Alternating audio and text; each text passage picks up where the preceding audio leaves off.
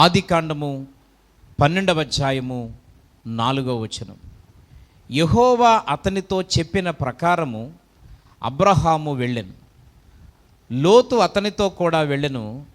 అబ్రహాము హారాము నుండి బయలుదేరినప్పుడు 75 ఏండ్లు. ప్రియులారా, దేవుడు అబ్రాముని పిలిచినప్పుడు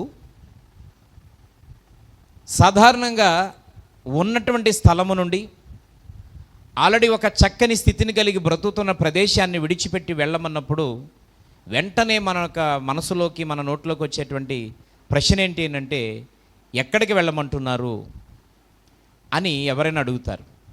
కానీ అబ్రాములో ఉన్నటువంటి సంపూర్ణమైనటువంటి విధేయతకు సూచన ఏంటి అనంటే, ప్రియులారా, తనను పిలిచినది సృష్టికర్త అయినటువంటి దేవుడు, తనతో మాట్లాడింది జీవం కలిగినటువంటి దేవుడు, తనని వెళ్ళమని చెప్పింది తనను తయారు చేసినటువంటి దేవుడు అనే విషయాన్ని అబ్రహాము గుర్తించి, దేవుడు వెళ్ళమన్నప్పుడు ఎక్కడికి వెళ్ళాలని కానీ, వెళ్ళిన చోట నా భవిష్యత్తు ఎలాగుంటుందని కానీ ఏమాత్రము ప్రశ్నించకుండా పిల్లరా వెళ్ళమన్న చోటకి వెళ్ళాడు.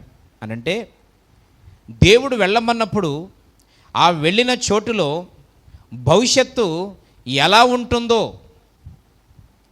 దేవుడు చెప్పలేదు, అబ్రహాము కూడా అడగలేదు. ఈ మాట విని, నేను వెళ్ళమన్న చోటుకి నువ్వు వెళితే నీ భవిష్యత్తు ఎలాగుంటుంది అబ్రహామా అని దేవుడు చెప్పలేదు. అక్కడికి వెళ్ళిన తర్వాత నా భవిష్యత్తు ఎలాగుండబోద్ది అని అబ్రహాము అడగలేదు. కానీ దేవుడు చెప్పిన ప్రకారము వెళ్ళాడు. అంటే దేవుని మాటకు సంపూర్ణమైనటువంటి విధేయత చూపాడు. అబ్రహాము విధేయుడు అని చెప్పడానికి ఏంటి బలమైన ఆనవాలు, సూచన అంటే వెళ్ళమన్నటువంటి మాటకు లోబడ్డాడు.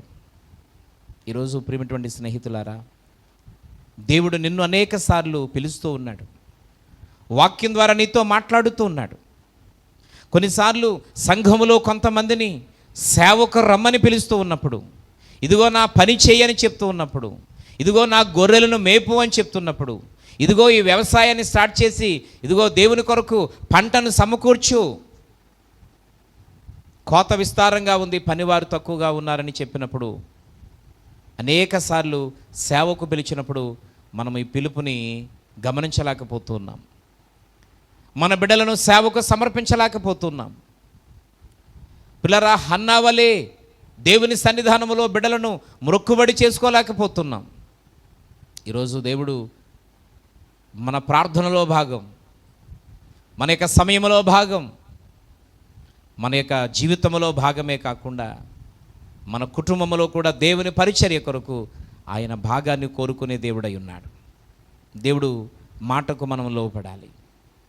అనేక సార్లు దేవునికి ఆయాసకరమైనటువంటి వ్యాపారం నువ్వు చేస్తున్నప్పుడు, దేవునికి అవమానం కలిగేటువంటి పని నువ్వు చేసి డబ్బులు సంపాదిస్తున్నప్పుడు, దేవుడు సిగ్గుపడే విధంగా, ఈరోజు తల ఉంచుకునే విధంగా కొన్ని పరిస్థితుల్లో నువ్వు తిరుగుతున్నప్పుడు, నువ్వు ఆ స్థలాన్ని విడిచిపెట్టి బయటికి రా, ఆ పనిని విడిచిపెట్టి బయటికి రా, ఆ పనిని విడిచిపెట్టి, ఆ వ్యాపారాన్ని విడిచిపెట్టు, ఆ ఉన్నదాన్ని విడిచిపెట్టు అని దేవుడు చాలాసార్లు మాట్లాడినప్పుడు మనము విడిచిపెట్టలేకపోతున్నాం. ఇది విడిచిపెట్టేస్తే నేను ఎలా బ్రతకాలా, ఈ స్థలం నుంచి బయటకు వచ్చేస్తే నేను ఎక్కడ జీవించాలా అనేటువంటి కుటిలమైనటువంటి ప్రశ్నలే కానీ దేవుని మాటకు సంపూర్ణమైన విధేయత చూపేటటువంటి మనసు ఈరోజు నీకు లేకపోయింది. దేవుని బిడ్డ, ఇప్పటికైనా దేవుడు నీతో మాట్లాడుతున్నాడు.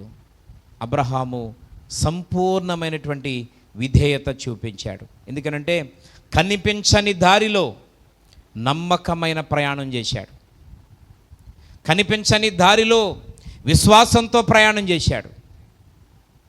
పొందబోయేటువంటి దాన్ని ఒక ఉద్దేశరూపంగా తను ఏది ఊహించలేదు. కానీ దేవుని మాటకు సంపూర్ణ విధేయత ఎప్పుడైతే చూపించాడో ప్రియులారా, అదే అతనికి నీతిగా ఎంచబడింది, అదే తన యొక్క జీవితాన్ని మార్చేసింది. ఊహించిన దానికంటే. ఎందుకనంటే ఆదికాండము ఆ 13 అధ్యాయంలో మనం చూస్తాం ప్రియులారా, అబ్రహాము యొక్క ఆస్తి లెక్కలకు దాటిపోయింది. లోతు అబ్రహాము కలిసి ఉండలేనంత ఆస్తి అయిపోయింది. అబ్రహాము లోతు యొక్క పశువులు, వారి యొక్క ఆ పాలు కాపులు, పనిచేసేవారు కలిసి నివసించలేనంత విస్తారమైన ఆస్తి అయిపోయింది. తూర్పునకును పడమరకును ఉత్తరమునకును దక్షిణమునకు వ్యాప్తి చెందిపోయింది. కారణం ఏంటి అనంటే దేవుని యొక్క పిలుపునకు లోబడ్డాడు, దేవుని యొక్క మాటకు లోబడ్డాడు. దేవుని బిడ్డ అనేక సార్లు ఈ యొక్క చెడు వ్యసనాలు మానేయమని దేవుడు పిలుస్తూ ఉన్నాడు. దేవునికి ఆయాసకరమైంది మానేమని పిలుస్తూ ఉన్నాడు. దేవునికి ఇబ్బందికరమైంది మానేమని పిలుస్తూ ఉన్నాడు. ఈరోజు నీవు ప్రస్తుతం చేస్తున్నటువంటి ఆ పనిలో వస్తున్న చిన్న ఆదాయాన్ని, ఆ చిన్న ఉద్యోగాన్ని, ఆ చిన్న జీవితాన్ని విడిచిపెట్టేయి. నేను మంచి భవిష్యత్తు ఇవ్వబోతున్నాను. ఆ పాపాన్ని విడిచిపెట్టేయి, నీకు పవిత్రమైన జీవితాన్ని ఇవ్వబోతున్నాను. ఆ ఉన్నటువంటి వ్యసనాలను విడిచిపెట్టేయి, శ్రేష్టమైన జీవితాన్ని ఇవ్వబోతున్నానని దేవుడు పిలుస్తూ ఉన్నాడు. దేవుని మాటకు లోబడు, విధేయత చూపు. నీ జీవితంలో ఒక అద్భుతమైనటువంటి నూతన కార్యాన్ని ఈ రోజు నుంచే నువ్వు చూడబోతూ ఉన్నావు.